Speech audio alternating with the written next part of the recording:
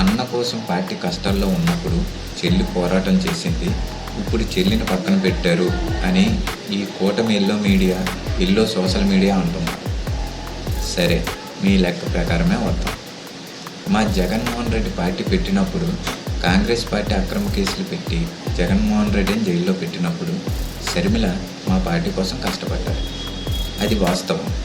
దానికి ప్రతిఫలంగా జగన్మోహన్ రెడ్డి అతను సొంతంగా సంపాదించిన ఆస్తిలో నా కోసం, నా పార్టీ కోసం కష్టపడి పనిచేసింది నా చెల్లి అని 230 కోట్ల వైట్ మనీ నగదు రూపంలో ఇచ్చాడు.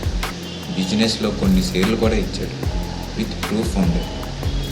మరి జూనియర్ ఎన్టీఆర్ 2009లో తెలుగుదేశం పార్టీ కోసం రాష్ట్రమంతా తిరిగి ప్రచారం చేశారు. మరి మీరేమిచ్చారు? ఎందుకు పక్కన పెట్టారు? జూనియర్ ఎన్టీఆర్ తల్లిని మీ టీడీపీ ఎమ్మెల్యే బండ బూతులు తిట్టినా కూడా కనీసం మీ లోకేష్ కానీ, మీ చంద్రబాబు కానీ, మీ బాలకృష్ణ కానీ, మీ నందమూరి ఫ్యామిలీ కానీ ఎవరైనా ఖండించారా?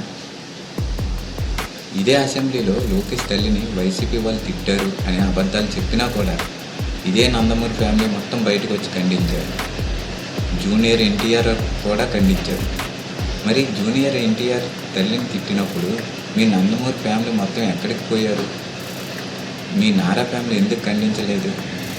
ఎందుకు జూనియర్ ఎన్టీఆర్ని అతని తల్లిని దూరం పెట్టారు?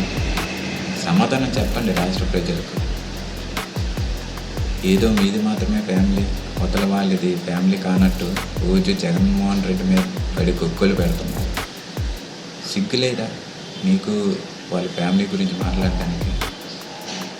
మీ గొద్ద మీరు కడుక్కుంటున్నారు. ఫస్ట్ వేరే వాళ్ళ గొద్ద ఎందుకు కడుగుతారు? జగన్మోహన్ రెడ్డి ఫ్యామిలీ గురించి మాట్లాడే అర్హత కూడా మీకు లేదు. జగన్మోహన్ రెడ్డి ఎలాంటి వాడు రాష్ట్ర ప్రజలకు తెలుసు. దమ్ముంటే రాజకీయంగా జగన్మోహన్ రెడ్డిని ఎదుర్కోండి. రోజు ఈ మంగళవారం మాటలు ఎందుకు?